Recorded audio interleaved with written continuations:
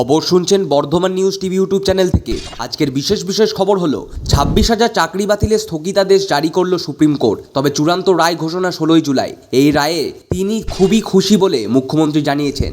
বিজেপির হয়ে ভোট প্রচারে সন্দেশখালীর নির্যাতিতরা তুলে নিয়ে গেল পুলিশ ধন্দুমার উলুবেড়িয়ায়। দুদফা নির্বাচনে প্রাপ্ত ভোট শতাংশ বাড়ল কিভাবে, প্রশ্ন তুলে নির্বাচন কমিশনকে চিঠি তৃণমূলের। উচ্চ মাধ্যমিক পরীক্ষার ফল আজ প্রকাশিত হবে। লোকসভা নির্বাচনের 7ম দফার ভোটের জন্য আজ বিজ্ঞপ্তি জারির মধ্যে দিয়ে মনোনয়নপত্র জমা দেওয়ার কাজ শুরু হয়েছে। একটি বিক্ষিপ্ত ঘটনা ছাড়া তৃতীয় দফার লোকসভা ভোট পর্ব ছিল শান্তিপূর্ণ। বিকেল 5টা পর্যন্ত ভোট পড়েছে গড়ে প্রায় 74%। জোরাক ঘূর্ণাবর্ত এবং অক্ষরেখার প্রভাবে বঙ্গোপসাগর থেকে প্রচুর জলীয় বাষ্প বায়ুমণ্ডলে প্রবেশ করায় আগামী সোমবার পর্যন্ত রাজ্যের প্রায় সর্বত্রই বজ্রবিদ্যুৎ সহ হালকা থেকে মাঝারি বৃষ্টির পূর্বাভাস দিয়েছে আবহাওয়া দপ্তর। আসছি বিস্তারিত খবরে।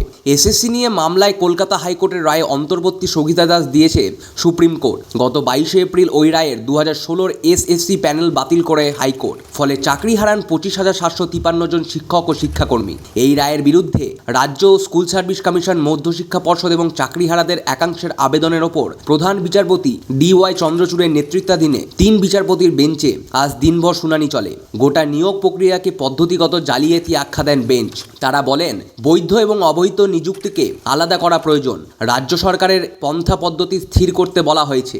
শীর্ষ আদালত বলেছে, সিবিআই বেআইনিভাবে নিযুক্তদের বিরুদ্ধে তদন্ত চালিয়ে যাবে, তবে কোনো প্রার্থী বা আধিকারিকের বিরুদ্ধে কোনো কড়া পদক্ষেপ করতে পারবে না। 16 জুলাই মামলার পরবর্তী শুনানি। সুপ্রিম কোর্টের রায়ের তিনি খুবই খুশি এবং মানসিকভাবে তৃপ্ত বলে মুখ্যমন্ত্রী মমতা ব্যানার্জি এক্স হ্যান্ডেলে জানিয়েছেন। তৃণমূল কংগ্রেসের সর্বভারতীয় সাধারণ সম্পাদক অভিষেক ব্যানার্জি বলেছেন, সত্যের জয় হলো। দলের মুখপাত্র রাজ্যের মন্ত্রী চন্দ্রিমা ভট্টাচার্য সাংবাদিক বৈঠক করে শীর্ষ আদালতের আজকের রায়ের ব্যাখ্যা দেন। সুপ্রিম কোর্টের আজকের এই অন্তর্বর্তী স্থগিতাদেশ কিছুটা হলেও স্বস্তি এনে দিয়েছে চাকরিপ্রার্থী যোগ্য শিক্ষকদের। তমলুকে 6 দিন ধরে যোগ্য শিক্ষকদের একাংশের যে অনশন আন্দোলন চলছিল তা স্থগিত রাখা হয়েছে। মেধার ভিত্তিতে চাকরি পাওয়া সত্ত্বেও তারা এসএসসি দুর্নীতির শিকার হয়েছেন বলে ক্ষোভ প্রকাশ করেছেন শিক্ষকরা। বিচার ব্যবস্থা তাদের সম্পূর্ণ আস্থা রয়েছে বলে তারা জানিয়েছেন। সন্দেশখালীর 13 জনের প্রতিনিধি দল প্রচারে আসায় ধন্দুমার উলুবেড়িয়ায়। গোলমালের আশঙ্কায় বাড়ির মালিকের অভিযোগের ভিত্তিতে পুলিশ তাদের সোমবার রাতে উদ্ধার করে নিয়ে আসে উলুবেড়িয়া থানা। মঙ্গলবার মুক্তি দেয়। এদিকে তাদের প্রতিনিধি দলের সদস্যদের অন্যায়ভাবে থানায় নিয়ে আসা হয়েছে বলে অভিযোগ তুলে বিজেপি নেতৃত্বরা বিক্ষোভ দেখায় উলুবেড়িয়া থানায়। কয়েক ঘন্টা ধরে চলে এই বিক্ষোভ। পুলিশের সঙ্গে বিজেপি কর্মী সমর্থকদের ধস্তাধস্তি হয়, যদিও তার আগেই পুলিশ এই প্রতিনিধি দলকে ছেড়ে দেয়। পুলিশ ও স্থানীয় সূত্রে জানা গিয়েছে, সোমবার রাতে সন্দেশখালী থেকে মোট 13 জন উলুবেড়িয়ায় আসেন। তাদের মধ্যে 11 জন মহিলা। এলাকার একটি বিয়েবাড়ি হলে রাতে থাকার ব্যবস্থা করে বিজেপি। কথা ছিল, বিজেপি মহিলা মোর্চার সঙ্গে তারা বৈঠক করবেন এবং প্রচার করবেন। বিষয়টি জানাজানি হলে এলাকার উত্তেজনা ছড়াতে পারে, এই আশঙ্কায় বাড়ির মালিক বিজেপির লোকদের জানান ওই প্রতিনিধি দলকে তার বাড়ি থেকে সরিয়ে নিয়ে যাওয়া হোক। তিনি লিখিতভাবে উলুবেড়িয়া থানায় বিষয়টি জানান। তখনই পুলিশ প্রতিনিধিদের উদ্ধার করে উলুবেড়িয়া থানায় নিয়ে যায়। পরে 2 আইনজীবীর ব্যক্তিগত দায়িত্বে পুলিশ তাদের ছেড়েও দেয়। সূত্রের খবর, লঞ্চে করে দক্ষিণ 24 পরগনায় পাঠিয়ে দেয় পুলিশ। এদিকে এরপরে বিজেপি নেতৃত্বকর্মীরা উলুবেড়িয়া থানায় এসে বিক্ষোভ দেখাতে শুরু করে। ধন্দুমার বেঁধে যায়। বিজেপি নেতৃত্বকর্মীরা প্রশ্ন করে, সন্দেশখালীর 13 জনকে কেন রাতে থানায় নিয়ে আসা হয়েছিল? শিকার হয়েছেন বলে ক্ষোভ প্রকাশ করেছেন শিক্ষকরা। বিচার ব্যবস্থার প্রতি তাদের সম্পূর্ণ আস্থা রয়েছে বলেও তারা জানিয়েছেন। একটি বিক্ষিপ্ত ঘটনা ছাড়া আজ তৃতীয় দফার লোকসভা ভোট পর্ব শান্তিপূর্ণ ছিল বলে মুখ্য নির্বাচনী আধিকারিক আরিজ আফতাব জানিয়েছেন। কোথাও বড় ধরনের কোনো ঘটনা ঘটেনি। 4টি আসনে বিকেল 5টা পর্যন্ত ভোট পড়েছে গড়ে 73.93%। সবচেয়ে বেশি 76.49% ভোট পড়েছে মুর্শিদাবাদে। জঙ্গিপুরে পড়েছে সবচেয়ে কম 72.13% ভোট। মালদা উত্তরে 73.30 এবং মালদা দক্ষিণে 73.68% ভোট পড়েছে। 4টি আসন মিলিয়ে মুখ্য নির্বাচনী আধিকারিকের দপ্তরে বিকেল 5টা পর্যন্ত অভিযোগ জমা পড়েছে 433টি।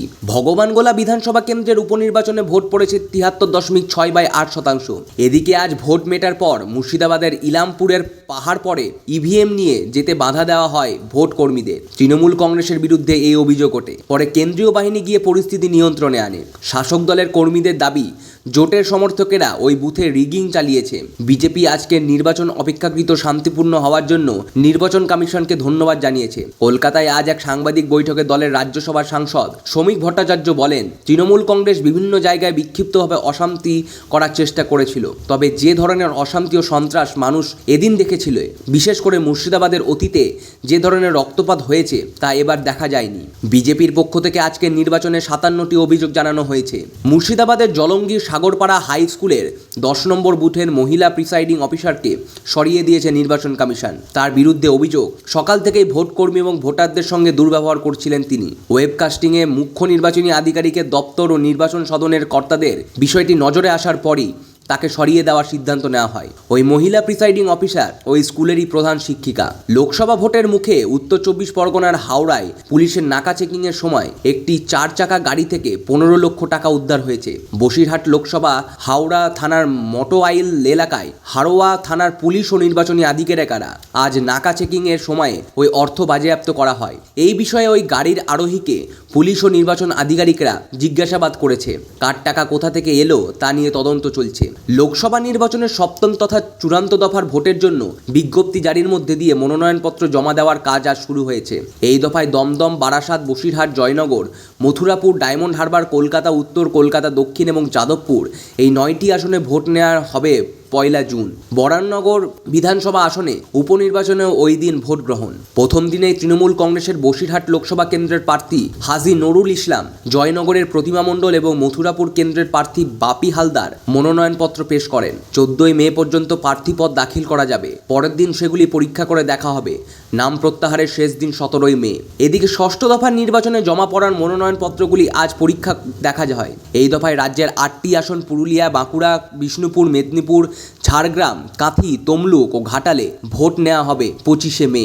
নাম প্রত্যাহারের শেষ দিন 9 মে বৃহস্পতিবার। রাজ্যের পরে 4 দফার ভোটের প্রচার চলছে পুরোদমে। দলীয় প্রার্থীদের সমর্থনে তৃণমূল কংগ্রেস প্রধান মুখ্যমন্ত্রী মমতা ব্যানার্জি আজ পুরুলিয়ায়, পাড়া এবং বাঁকুড়ার বিষ্ণুপুরে জনসভা করেন। দুটি সভাতেই বিজেপি এবং প্রধানমন্ত্রী নরেন্দ্র মোদীকে তীব্র আক্রমণ করেন। এদিনও মুখ্যমন্ত্রী চাকরি বাতিলের প্রসঙ্গ তোলেন। সন্দেশখালীর ভাইরাল ভিডিওর কথাও উঠে আসে মুখ্যমন্ত্রীর বক্তব্যে। তার দাবি, মোদী ম্যাজিক শেষ, এবার বিজেপির যাবার পালা। বিষ্ণুপুরের সভা শেষে দুর্গাপুরের বেনাচিতি থেকে ভিরিঙ্গি পাঁচমাথা মোড় পর্যন্ত রোড শো করেন তৃণমূল নেত্রী। অন্যদিকে বিরোধী দলনেতা শুভেন্দু অধিকারী পূর্বস্থলীতে বর্ধমান পূর্ব কেন্দ্রের বিজয়ী প্রার্থীর সমর্থনে বিজয় সংকল্প সভা করেন। তিনি বলেন, মুখ্যমন্ত্রী প্রতিটি সভায় গিয়ে অসত্য বলেছেন।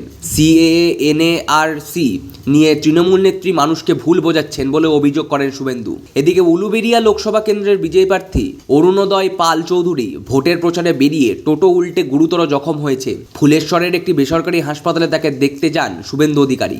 বিজেপি প্রার্থীর প্রচারে আসা সন্দেশখালীর মহিলাদের উলুবেড়িয়ায় থানার আটক করার তীব্র সমালোচনা করেছেন বিজেপির রাজ্য সভাপতি সুকান্ত মজুমদার। এ নিয়ে গতকাল এলাকায় তীব্র উত্তেজনা দেখা যায়। থানায় বিক্ষোভ দেখা যায় বিজেপি। আজ সকালে ব্যক্তিগত বন্ডে ছাড়া পান ওই মহিলারা। বিষয়টির নিন্দা করে শ্রী মজুমদার বলেছেন, অন্তত গর্হিত কাজ করেছেন উলুবেড়িয়া থানার আইসি। চলতি বছরের উচ্চ মাধ্যমিক পরীক্ষার ফল আজ প্রকাশিত হবে। দুপুর 1টায় আনুষ্ঠানিকভাবে ফল ঘোষণা করা হবে। 3টে থেকে পরীক্ষার্থীরা ওয়েবসাইটে তা দেখতে ও ডাউনলোড করতে পারবে। এজন্য হাতের কাছে রাখতে হবে অ্যাডমিট কার্ড। যে সাইটগুলিতে ফল দেখা যাবে সেগুলি হলো wbchsc.wb.gov.in এবং wbresults.nic.in ও 10 মে সকাল 10টা থেকে রেজাল্ট দেওয়া হবে স্কুলগুলি থেকে। প্রসঙ্গত, এবারই প্রথম তৎকাল পরিষেবা চালু করছে উচ্চ মাধ্যমিক শিক্ষা সংসদ।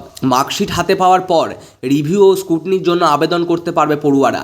এই আবেদনের 7 দিনের মধ্যেই রিভিউ ও স্কুটনির রেজাল্ট জানানো হবে। যদিও তৎকাল পরিষেবা পেতে গেলে অতিরিক্ত ফি দিতে হবে। ঘোড়া, ঘূর্ণিবর্ত এবং অক্ষরেখার প্রভাবে বঙ্গোপসাগর থেকে প্রচুর জলীয় বাষ্প বায়ুমণ্ডলে প্রবেশ করায় আগামী সোমবার পর্যন্ত রাজ্যের প্রায় সর্বত্রই বজ্রবিদ্যুৎ সহ হালকা থেকে মাঝারি বৃষ্টির পূর্বাভাস দিয়েছে আবহাওয়া দপ্তর। দপ্তরের আঞ্চলিক প্রধান সোমনাথ দত্ত জানিয়েছেন, কোথাও কোথাও ঘন্টায় 50 থেকে 60 কিলোমিটার বেগে ঝড় বয়ে যাবে। কলকাতায় আর সর্বনিম্ন তাপমাত্রা স্বাভাবিকের চেয়ে 3 ডিগ্রি নেমে হয়েছে 32.7 ডিগ্রি সেলসিয়াস। সর্বনিম্ন তাপমাত্রা ছিল স্বাভাবিকের 5 ডিগ্রি নিচে, 21.7 ডিগ্রি সেলসিয়াস। এদিকে দীর্ঘ তাপপ্রবাহের পর গত সন্ধ্যায় দক্ষিণবঙ্গে মৌসুমের প্রথম ঝড়ো বৃষ্টিতে বজ্রপাত সহ বিভিন্ন ঘটনায় 12 জনের মৃত্যুর খবর পাওয়া গেছে। এক্স হ্যান্ডেলে মুখ্যমন্ত্রী এতজনের প্রাণহানিতে গভীর শোক প্রকাশ করেছেন। প্রচারে বেরিয়ে তৃণমূলকে হুঁশিয়ারি দিতে গিয়ে এক নেতার বাপান্ত করার অভিযোগ উঠল ঘাটালের বিজয়ী প্রার্থী হিরণ চট্টোপাধ্যায়ের বিরুদ্ধে। মঙ্গলবার এ নিয়ে নির্বাচন কমিশনের কাছে লিখিত অভিযোগ করল তৃণমূল। রাজ্যের শাসক দলের তরফে পশ্চিম মেদিনীপুর জেলার পুলিশ সুপার এবং সবায়ঙের বিডিওকে চিঠি পাঠিয়ে অভিযোগ করা হয় যে হিরণ যেখানেই প্রচারে যান প্ররোচনামূলক মন্তব্য করেন। তার এই মন্তব্যের পর বিজেপি কর্মী এবং সমর্থকেরা তাদের নেতার ওপর হামলা করতে পারেন, তাকে খুনও করাতে পারেন।